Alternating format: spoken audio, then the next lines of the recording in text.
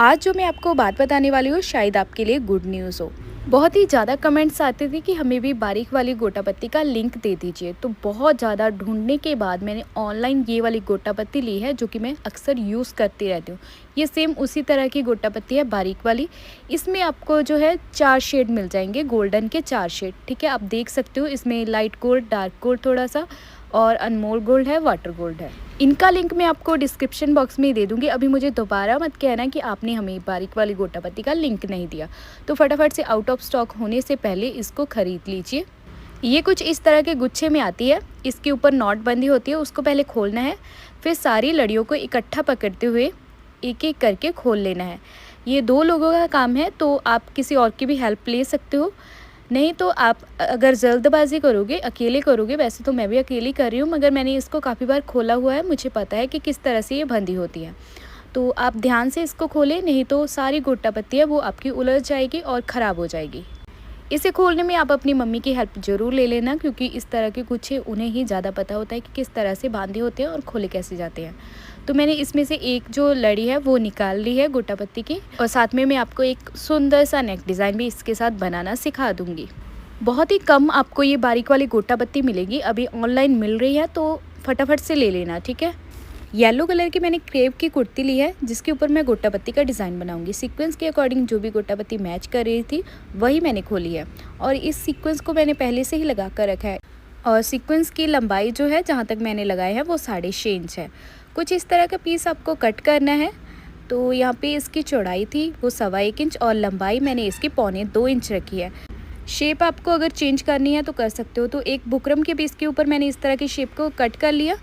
तो अभी जो कुर्ती है उसकी चौड़ाई को मापना है और उसके सेंटर में निशान लगाना है, और इसी सेंटर के ऊपर इसको देखिए मैंने किस तरह से रखा है। बस चारों तरफ मैंने एक एक डॉट लगा दिया है पेंसिल के साथ। दूसरी साइड में फिर इस डॉट के साथ मिलाना है और 3 डॉट को ड्रॉ करना है। एक तो पहले से ही ड्रॉ होगा, बस उसके साथ मिला कर रखना है। चौड़ाई की तरफ पहले इसको लगा लेंगे, फिर ऊपर की तरफ जाना है कुछ इस तरह से। इसकी जो डिज़ाइनिंग है अगर आपको चेंज करनी है तो कर सकते हो, वैसे ये वाला ज़्यादा आसान है। इसी तरह से दूसरी तरफ भी इसके निशान लगा लेंगे।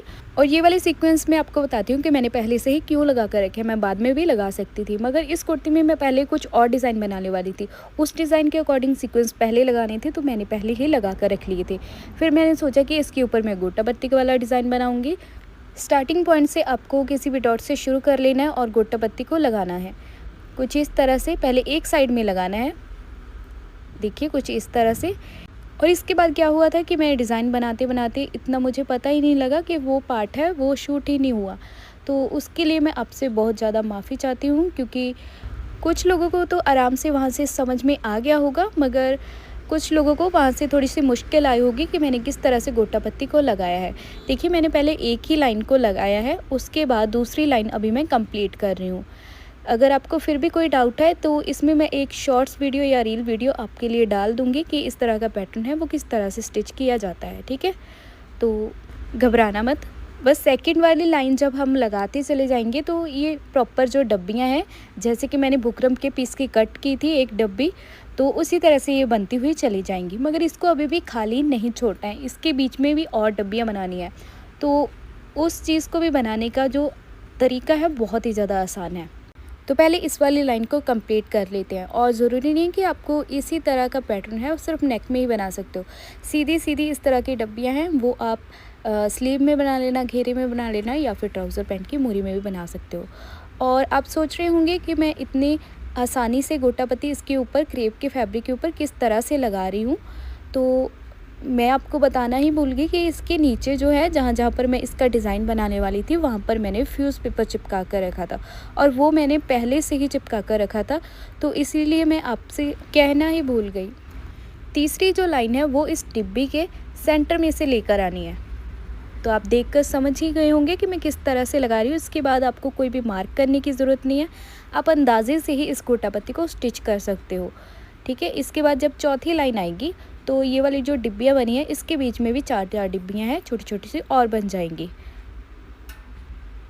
वैसे तो आप इसमें और फिनिशिंग लाने के लिए पेस्टिंग पेपर भी लगा सकते हो, मगर फ्यूज़ पेपर मैंने इसीलिए लगाया है, फ्यूज़ पेपर थोड़ा सा ना सॉफ्ट होता है और पेस्टिंग पेपर उससे भी काफ़ी अच्छी फिनिशिंग आ जाती है। मगर जो पेस्टिंग पेपर होता है वो थोड़ा सा अकड़ा अकड़ा सा होता है, जैसे कि हमारी बुकरम होती है। तो इस तरह का क्रेप के फैब्रिक के लिए मैं फ्यूज़ पेपर ही ज़्यादातर यूज़ करती हूँ। अगर कॉटन में बनाना हो तो मैं पेस्टिंग पेपर यूज़ कर लेती हूँ। और एक बात मैं आपको और बताती हूँ कि इसके नीचे अस्तर है वो मैंने पहले से ही अटैच करके रखा हुआ है। ज़रूरी नहीं है कि आपको कुर्ती को पहले हाफ़ रेडी करना है, जैसे कि मैंने नेक बनाया हुआ था। अगर आपके पास खाली कपड़ा है तो सिर्फ अपने कुर्ती के फ्रंट वाली साइड को उतार लेना है। उतारने के बाद नेक का सेंटर करते हुए नेक की कुछ इस तरह से पेंसिल से या फिर जिस तरह से भी आप ड्राफ्टिंग करते हो तो उस तरह से कर लेनी है। उसके नीचे आपको फ्यूज़ पेपर या फिर पेस्टिंग पेपर लगा लेना है जहाँ पर भी आप इस तरह का डिज़ाइन बना रहे हो। उसके बाद आप अस्तर अटैच करना और कुर्ती को स्टिच करना।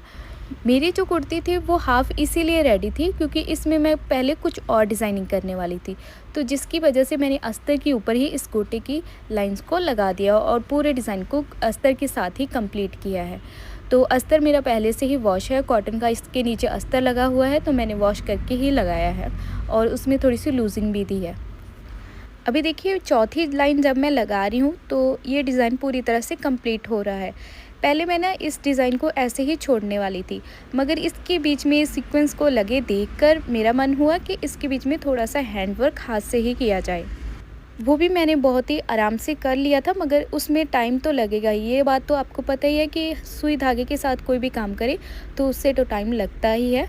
तो इस डब्बियों के बीच में मैंने जो कटदाना आता है थोड़ा बड़े साइज़ का लंबा सा होता है उसको लगा दिया था और ये वाले जो सेंटर में सीक्वेंस लगे हैं वो लगा दिए थे।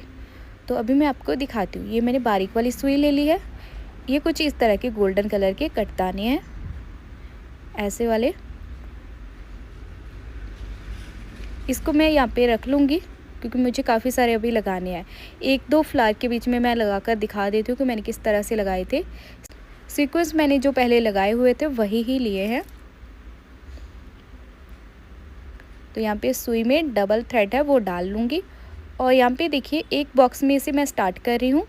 साइड में से मैंने सुई को निकाल दिया है, इसकी मैं 3 साइड में ही लगाऊंगी। चौथी साइड में मैं इसलिए नहीं लगा रही क्योंकि ऊपर जो है हमारी सिलाई आ जाएगी, इसीलिए मैं नहीं लगा रही। वैसे तो चारों साइड लगाना है। तो कटदाना डालने के बाद मैंने जो है सीक्वेंस को डाला है और कटदाने के साइज़ के अकॉर्डिंग दूर स्टिच करना है। तो आप देखकर समझ ही गए होंगे कि इसको किस तरह से मैं स्टिच कर रही हूँ। फिर सीक्वेंस को, फिर इसके बीच में, ठीक है। एक एक टांका लगाने के बाद दूसरी साइड में आपको स्टिच करना है। चाहो तो आप इस तरह के पैटर्न में एक डब्बी को छोड़ देना, एक के ऊपर सीक्वेंस लगा सकते हो। अगर आपको सीक्वेंस वाला पार्ट है वो स्किप करना है तो स्किप कर लेना, मगर जब मैंने इसके सारे के ऊपर लगा लिए थे तो मुझे ये काफ़ी अच्छा लगा। दूसरी डिब्बी में मैं इसलिए लगा कर दिखा रही हूँ कि आपको समझ में आ जाए कि इसकी चारों तरफ लगाने हैं। पहले मैंने 3 तरफ इसीलिए लगाए हैं क्योंकि ऊपर वाली साइड में सिलाई आ जाएगी, उसकी वजह से मैंने ऊपर नहीं लगाया है। फिर भी उसको रिमूव करना पड़ेगा इसीलिए। तो चारों साइड कुछ इस तरह से लगा लेने हैं। अभी आप इसका फाइनल लुक देखना। मेरा काम था डिज़ाइन बनाना और आपके साथ शेयर करना और अच्छे से सिखाना।